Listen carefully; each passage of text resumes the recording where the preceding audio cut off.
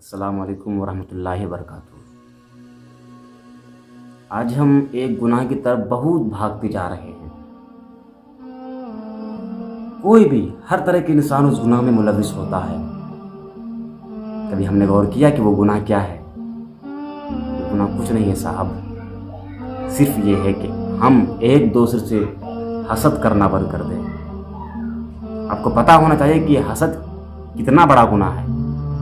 इतना बड़ा गुनाह है कि कहा जाता है कि ये हसद जो है ना, किसी बंदों को इल्म की दौलत अल्लाह ने दी या दुनियावी दौलत दी अल्लाह ने, या खूब शोहरत कमा लिया, वो सक्सेसफुल हो गया अपनी लाइफ में। ये जो अपने लाइफ में वो शख्स सक्सेसफुल हुआ है, सामने वाला हसद करता है कि उसको सक्सेसफुल क्यों हुआ, मैं हो जाता, उसको दौलत क्यों मिली, ये मुझे क्यों नहीं मिली। मैं पूछना चाहता हूँ दोस्तों, ये आप उस पर एतराज़ नहीं कर रहे हैं, आप रब की तकसीमात पर एतराज कर रहे हैं। आप रब ने जो दौलत जिन जिन को देना था वो दी, उस पर एतराज कर रहे हैं आप।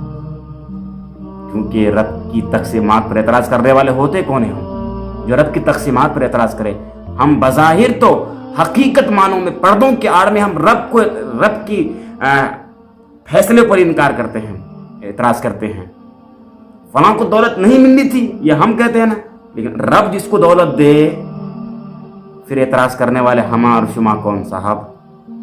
क्योंकि ये हसद, अल्लाह के रसूल फरमाते हैं कि हसद इतना बड़ा गुनाह, इतना बड़ा है कि ये नेकियों को इस तरह खाता है जिस तरह आग लकड़ी को खा जाती है। क्या साहब, वो शख्स अपनी मुसीबतों से कभी परेशान नहीं होता जितना दूसरों की खुशी को देखकर परेशान होता है। वो शख्स मुसीबत आती है उतना परेशान नहीं होता वो शख्स जितना दूसरों की तकलीफ, दूसरों की खुशी को देखकर परेशान होता है। क्यों साहब, अपनी नेकियों को क्यों बर्बाद करते हैं? और आप क्यों अपनी नेकियों को बर्बाद करते हैं? क्यों अपने आप को बर्बाद करते हैं? जहन्नम की तरफ घसीट रहे हैं। दो हुकूक के साथ, एक तो अल्लाह का हुकूक है, एक बंदू का। ह्यूमन राइट्स, गिवन राइट्स कहा जाता है। ये जहां तक अल्लाह का हुकूक है, ये तो अल्लाह अपने बंदों से जब राजी होता है, खुश होता है किसी नेकी की बुनियाद पर, तो उसके गुनाह को माफ कर देता है। लेकिन बंदे का जहां तक हुकूक है ना, तो बंदा जब तक माफ ना करे, खुदा भी माफ करने वाला नहीं होता है। और सुन, बंदा माफ करता है, बंदे की नेकियां भी ले लेता है कल कयामत के दिन। फिर वो बंदा नाखुश होगा, रब पूछेगा क्यों, अब तो तुमने इसकी नेकियां ले ली है, सब कुछ तो इसके पास, अब कुछ भी नहीं रहा। कहा मौला, मैंने तो इसकी नेकियां ले ली, लेकिन जो अब मेरे हिस्से में, मेरे पास जो गुनाह है, जो बदकारियां हैं, वो मेरी बदकारी उनकी जानिब ट्रांसफर कर दे, आप कर दे अल्लाह। अल्लाह अकबर, कितना बड़ा गुनाह है साहब।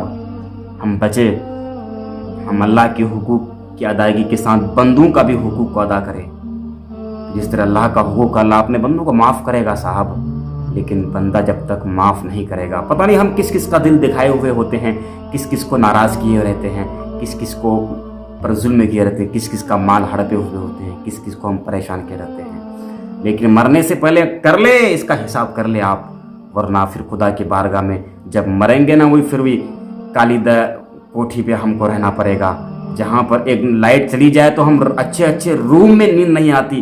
फिर याद रखिए उस कब्र पर कैसे आप आराम करेंगे। जो रब आखिरत की पहली मंजिलों में सबसे पहली मंजिल कब्र है, वहाँ पर कैसे पार करेंगे हम और आप? ज़रा सोचे, अल्लाह से डरे। एक दिन हमको जाना है, ये क्यों भूल जाते हैं कि हमारी ज़िंदगी अब की है, हम तौबा कर लेंगे। अभी कीजिए साहब, आपको पता नहीं कि इस दुनिया से कब हमको चले जाना है, कब अल्लाह की जानिब से बुलावा आ जाए, कब रब की बारगाह में हमें हाजिरी दे देना है। आप याद रखिए, ये ना सोचे कि आज हम इतने साल नहीं जिए हैं, इतने साल अभी हमको जीना बाकी है। पता नहीं है साहब, बहुत सारे लोग समाज में ऐसे मिलेंगे जो बचपन में आप देखे होंगे लेकिन उनको जवानी मैसर नहीं हुई। बहुत सारे जवान ऐसे होंगे जिनको जवानी मैसर हुई, बुढ़ापा मैसर नहीं मिला उसको। क्यों साहब? क्योंकि उस दिन अय्याम इतने लिखे हुए थे।